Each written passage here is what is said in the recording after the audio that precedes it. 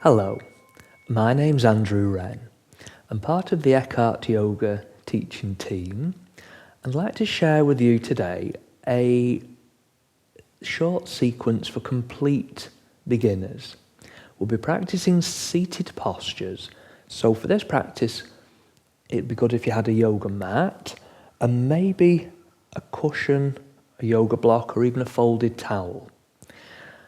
Now to begin the practice, moving down onto the mat, and as you sit down onto your mat, maybe using the block or cushion to sit on, bend the knees, and we're going to bring the soles of the feet together.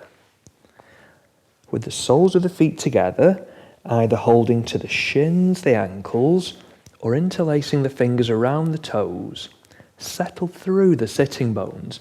There'll be a tendency you're rounding forwards, closing the chest, closing the heart space.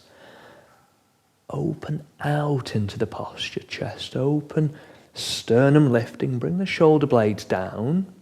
And just beginning to feel the movement of the breath. There's a subtle lengthening each time you breathe in. The knees may be encouraged out towards the sides with each breath out. Doesn't matter where the knees are, doesn't matter if the knees are up by your side or if the knees are all the way down to the floor. What's important with the yoga practice is your awareness of how you feel right now. I want to maybe move a little further forwards, so creating length as you breathe in. See how it feels now to bend the elbows. As you bend the elbows, keep the elbows for this variation drawn in, keep the collarbones wide. Don't come too far too soon. When you find a place that feels challenging but still within the comfort zone, remaining there. Turn your awareness to your breath. Has the position of the body affected the breath? Is your breath flowing freely? Then after the next breath out, straightening slowly through the arms. As you breathe in, bring the ankles, knees together, and on the breath out, let the legs stretch out. So we're going to extend the legs forwards. If you find with the legs forwards, the pelvis tilts back and you're rounding the spine, again use a block or a folded blanket to sit on. So the effect is the pelvis starts to tilt forwards and you can comfortably align the spine over the pelvis.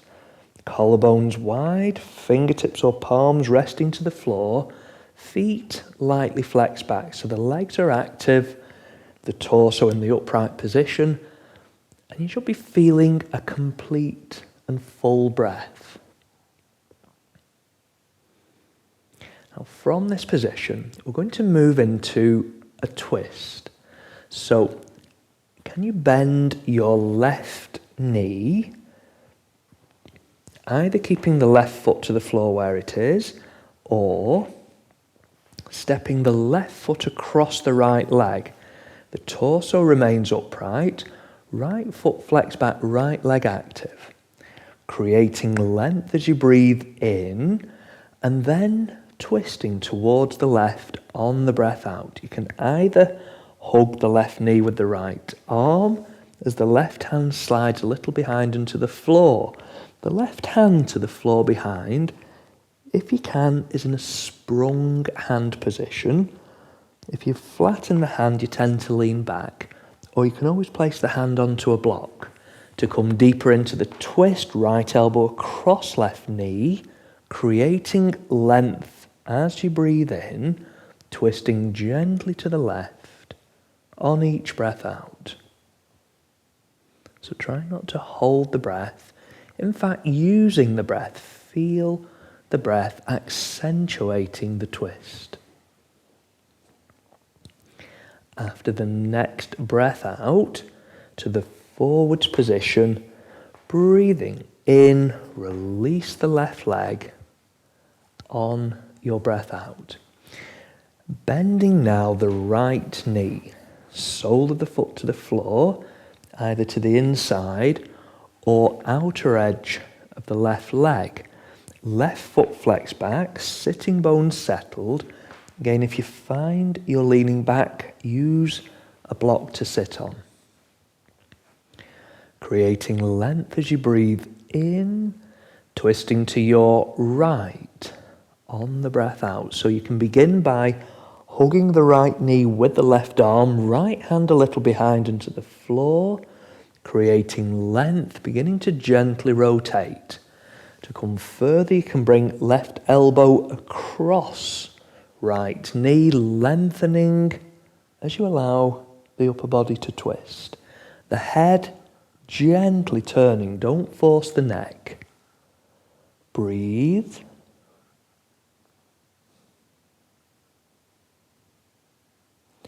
Then after the next breath out, back to the forwards position, breathing in, release the right leg. On the breath out, return the hands back by the hips, feet flex back. So as you sit, the feeling is you're being drawn up through the crown of the head.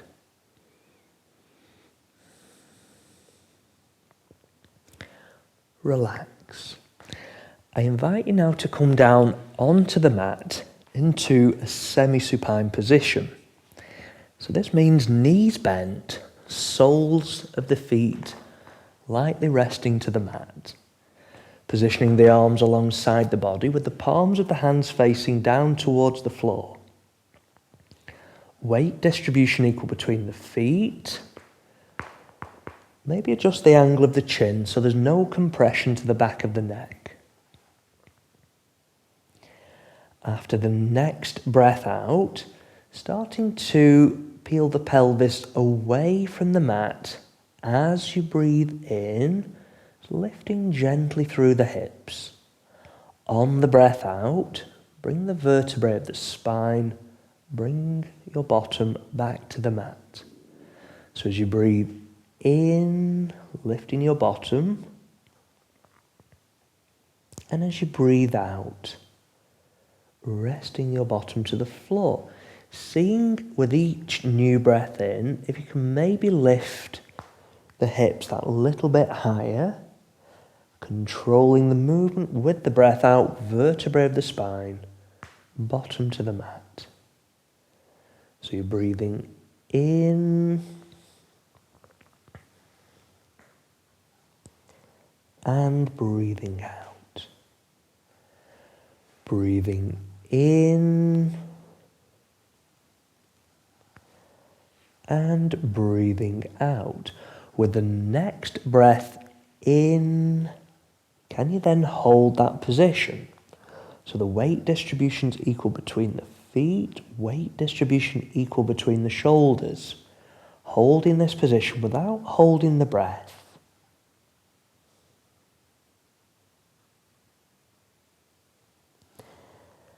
After the next breath in, with care, with control, bring the vertebrae of the spine, bring your bottom to rest lightly back down to the mat, stepping the ankles, knees together.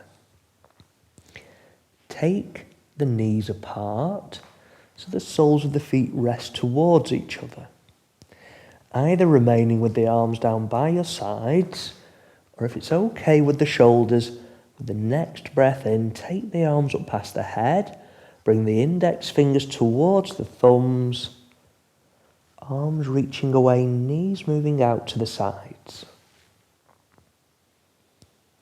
So feeling a gentle reach and extension through the arms, at the same time, knees encouraged to the sides. Feel the movement of the breath.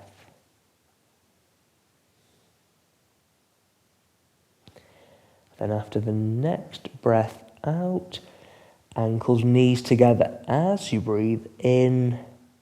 Release the hands, float the arms down. On your breath out, take a moment to allow the lower back to settle.